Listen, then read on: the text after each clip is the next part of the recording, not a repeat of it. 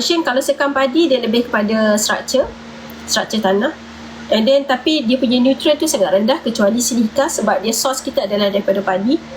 And dia lebih cenderung sumber karbon dia tu very fragile, dia mudah reput compare dengan biochar. So that's why dalam, kalau perasan pun banyak kita kata biochar producers all over the world. Saya pun dah di approach by them. I think sampai ke India nak bawa masuk Malaysia, right? So dia orang nak, sebab dia orang tahu that how important of biochar, how good of biochar. Tapi sebab dia orang kat sana ada some countries pH dia orang macam kita acidic, right? pH dia orang alkaline. So macam mana tu? Macam mana nak reverse balik? Sebab tu kalau macam consultancy, dia orang cakap okay, kita orang Malaysia tak boleh jadi consultant untuk dia orang. But I don't think so. Pada saya, macam saya pernah cakap kat dia orang, tanah is tanah. Dekat mana dicampak pun dia adalah tanah. So dia ada asas dia sama. Itu yang saya ni dengan dia orang lah. Alright. Okay, untuk tadi kat mana ya?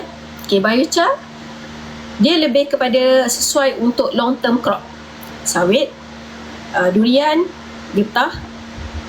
Right. So dia punya dia boleh improve dan boleh tingkatkan serapan baja. Macam mana? Sebab biochar ni dia akan ada, sebab biochar ni kalau banyak baca artikel dia akan banyak bercakap pasal surface. Lagi besar surface dia, surface tu maksudnya satu biochar tu dia ada very, kan benda kecil dia punya surface kan banyak, right? Itu dari segi sains lah. So dia boleh pegang NPK tu lagi banyak. Sebab tu dia orang kata lagi banyak surface it's good, lagi bagus. Sebab tu dia bergantung kepada source dia, source yang kita nak pakai tu. Right, so kalau cakap pasal biochar ni banyak gila. So I did have communicate, dah sign MOU pun dengan satu company daripada India dah mau masuk sini. Even kita pun ada, Malaysia ada, tapi dia orang punya raw mat adalah lain lah. So kalau dah ready nanti saya beritahu. Alright, okay. Untuk zeolite, so I try to cepatkan sebab malam banyak soalan. Okay, untuk zeolite pula, dia adalah daripada kawasan gunung berapi. Right, so kita kata daripada, kalau spesifiknya lebih kepada mineral amerinosilicate. Right, so dia lebih kepada campuran gunung berapi dan air alkaline, sebab tu sifat dia sangat alkaline. Right, so function dia sama, dia improve the nutrient absorption, dia boleh improve kualiti tanah, CEC, and then dia boleh kurangkan leaching kat dalam tanah. Sebab kita tahu tanah kita ada condition nutrient akan leaching, boleh improve pH and aluminium toxicity. Okay, and then last one, this one important, water management. Maksudnya water management ni, bila structure zeolite ni dia poros tau, zeolite ni poros, so dia boleh simpan air kat dalam liang. And one thing, okay, this one important, saya rasa tak ramai yang tahu sebenarnya kenapa kita kena letak kapur. Kapur ni bila musim kemarau dia adalah water retention. Alright, kenapa? Sebab kalau contoh, sebab saya buat study untuk hydrated lime, dia adalah CaOH. OH tu adalah presence of, kita kata hydroxide. Hydroxide is something related to water, right? So bila dicampur dengan OH campur dengan presence of carbon dioxide apa semua, dia ada sambungan dia akan ada H2O balance. Itu yang akan jadi water simpanan. Sebab tu musim kemarau, bila kita ada kalsium ataupun kapur tu, dia akan membantu akar untuk reach the moisture. So that's why ketahanan pokok, water stress dapat ditingkatkan. Nampak tak penting dia? Itu adalah salah satu cara kita nak overcome pada musim kemarau. Air tak ada, kapur lah. Alright. Okay, kawan CN jangan overdose ya. Silika sama tak macam zeolite lain? Sekejap I try to ni. Okay, banyak soalan ni. Sekejap ya. Okay. Ada yang boleh menyebabkan tanah keras? Tak ada. Dia tak akan menyebabkan tanah keras. Saya rasa saya kena buat kelas lah pasal kapur ni. Sebab beza hydrated lime dolomite dengan JML. Okay, ada banyak beza. Usually Okay, saya jawab dulu beza hydrated lime. Kita nak tengok dari segi perspektif, saya simplifikan lah.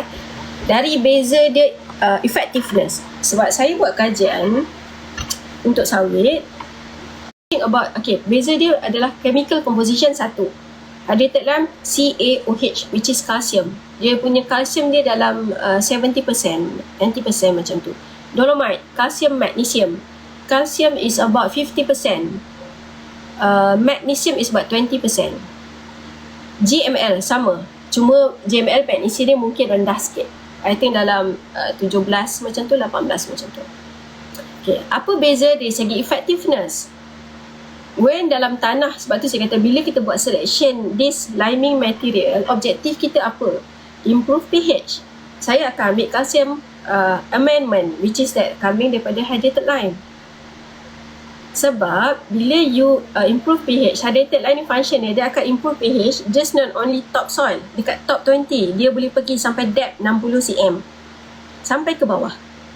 So kita tahu tanah kita makin ke bawah, makin ke subsoil tu dia akan lagi acidic. Alright, ada bila saya buat tu dia boleh jadi 4.5, 3.5, 3. Sudah. Tapi kita punya akar kita tu boleh penetrate sampai ke bawah untuk reach the nutrient, reach the moisture.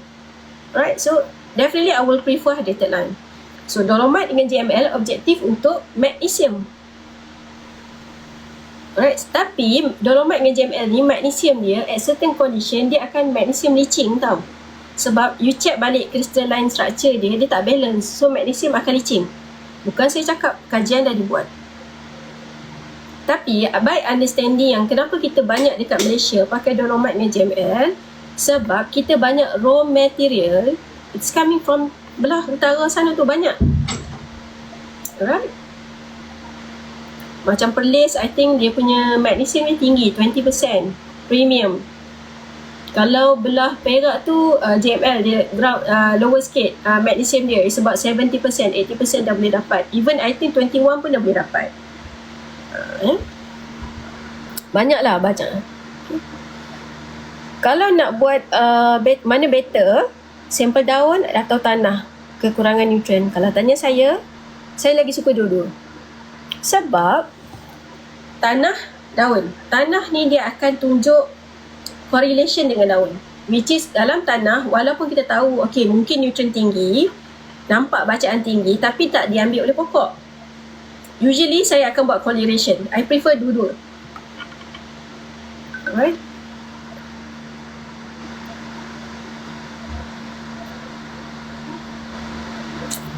Untuk hakim, fertigation sabut media perlu tukar baru atau rawat?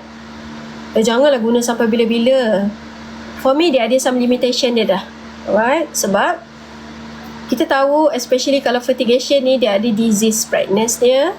Disease sangat mudah. Sebab dia dalam bag, which is yang maksudnya bila you put all the chemical, all the input dekat situ, dan you pakai just Coco-Peat, tak ada campuran lain. Coco-Peat tu dia ada some, kita kata, penyakit dia. Usually kalau nak pakai balik, because of course, buat treatment. Alright, buat rawatan untuk medium, planting medium tu. So kita boleh kurang the disease incident. Tanah sawit kering sebab rumpai tak ada. Cara untuk repair kelembapan tanah paling cepat, improve structure. So macam mana nak improve structure? 3 tadi, triangulation tu. Alright. Tanah gambut sawah, ada suggestion tak? Yang ni saya dah discuss last live. Ada. So improve structure, improve water table. Sebab mulch tak ada, tanah kering, membaja pun masih susah sebab susah nak ada reaction sebab kering. Exactly. Cik Syafiq, better you buat improve yang 3 saya buat triangulation tu, buat dulu. Improve structure, improve chemical and improve biology, dan baru buat pembajaan. Sandy clay loam, gypsum. Yes, Putri Ilaika, gypsum dia improve structure je tau. Ya, you have to check balik sebab sandy memang untuk especially untuk tanah clay, right? So improve structure ni bila pakai gypsum, untuk saya punya klien dia memang ada sandy.